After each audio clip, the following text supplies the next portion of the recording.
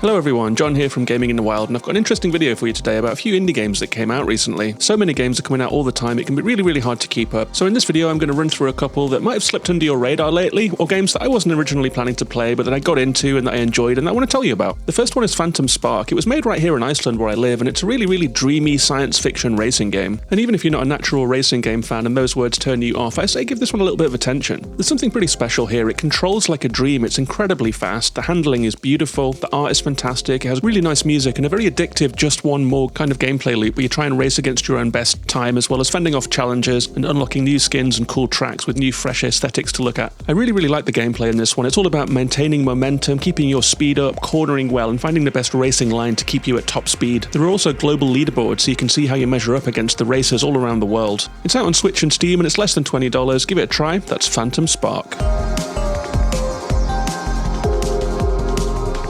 The next game I have for you is called ARCO. It's a top-down pixel art adventure and it's a really spectacular game. I think this one deserves a much wider audience than it's been getting. You play as a grizzled cowboy who's coming back to his ancestral lands in search of some revenge. It has a really good story that touches on indigenous issues, it has great turn-based combat, and I absolutely love the art. The camera is really zoomed out, so you're always looking at the landscape, and I think that helps to give the game an epic sweep like an old cowboy film and a really strong sense of place. The turn-based combat is actually hard as nails. You have to get really strategic with it, use the space well, and use the skill tree with your XP to unlock new skills like being able to leap across the combat arena and magnetize enemies to you or interrupt their attacks. And while it kicked my ass quite a few times, I really did take satisfaction in adapting my tactics, getting new skills, and then figuring out the puzzle that each battle presents. The story goes to some really interesting places and there's lots of gameplay variety here. It's a really gripping game and it's really lovingly made. It's a heavy recommend from me. That's ARCO.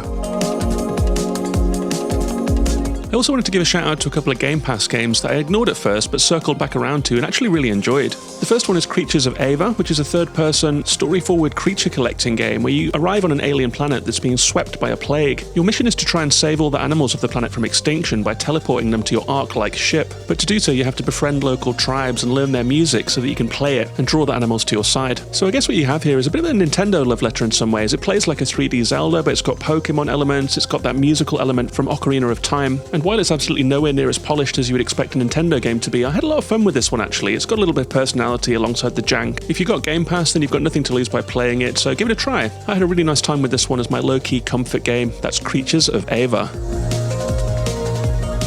I also circled back around to play Flintlock, the Siege of Dawn. I had initially passed this one over because it's Souls light, and I haven't been in the mood for anything too grueling lately, but it turned out to have a story mode that suits me down to the ground. You play a soldier called Nor in this game, who accidentally unlocks the doors of heaven and releases some hostile gods onto the world. She decides to try and fix the mistake she made with the help of a god called Enki, who is a little cute fox who's also a god that bestows you with some magical powers. And it's a kind of a linear game, but there's loads of hidden areas and cool things to find. And the star of the show is definitely the slick combat, which has blocking, parrying, dodging, area of effect attacks to clear groups of enemies. You can slice, you can use your gun, you can use ranged attacks, and you can power up all of your equipment, so it's got all of the trappings of a modern RPG action-adventure. It also has one of the coolest creature designs I've seen in a game for quite a long time. When you first meet the shopkeepers, they kind of unfurl their many arms and look at you with this strange wooden face. It gave me chills. And I would also compliment the traversal in this game. You get a triple jump, which is called the powder jump, so you can boost yourself higher into the air, you can boost yourself across huge gaps, you have a great sprint, and you can teleport through the air as well, so it's a real pleasure getting around the play area. Some of the level design is really cool, it wraps around on itself and has lots of secrets to find, there are boss fights, and the characters are great. You build your party as you move through this world, so you get a sense of community as well. And while the production values are pretty high, it does have a little bit of jank. You can float against scenery when you don't get a jump right, and there's lots of invisible walls and stuff like that. But overall, I found myself really gripped by this magical frontier world. It's a very good game, it's got lots of character and personality, and it really is fun to play. That's Flintlock, the Siege of Dawn.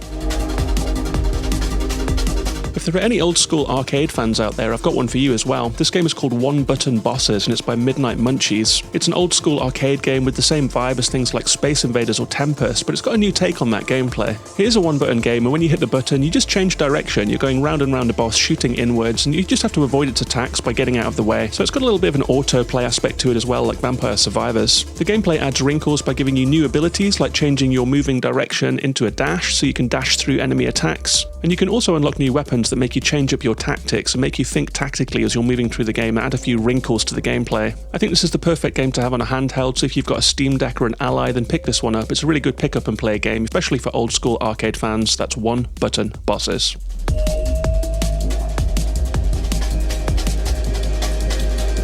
Just one more game for you, and it's a bit of a weird one. Thank Goodness You're Here. It's a very strange little game. It's a top-down adventure where you run around a world as a strange little businessman. You'll meet loads of British people in a fictional village, and you'll cause all kinds of chaos on your way around. The humour is really out there. It's a mixture of dirty and sleazy and vulgar. It's got a bit of a sort of British South Park vibe to it, and also a bit of Robert Crumb weirdness with lots of really small people, really big people, and like a kind of horniness to the whole thing. I had a really good time with it. I think the humour is really out there. It reminded me of Little Britain, if you've ever seen that show. And I really like that a lot of the gameplay is things that you only do once, like mowing a lawn and taking the heads off two flowers that are professing their love to each other, or squeezing yourself through the pipes of an old pub to try and unblock the beer and get people drinking again. The whole thing is really bizarre, really surreal, and really well put together. It's got a lovely animation style that's like a playable cartoon. Really recommend it, but bear in mind it's not safe for work, or maybe not one to play in front of the kids. That's Thank Goodness You're Here.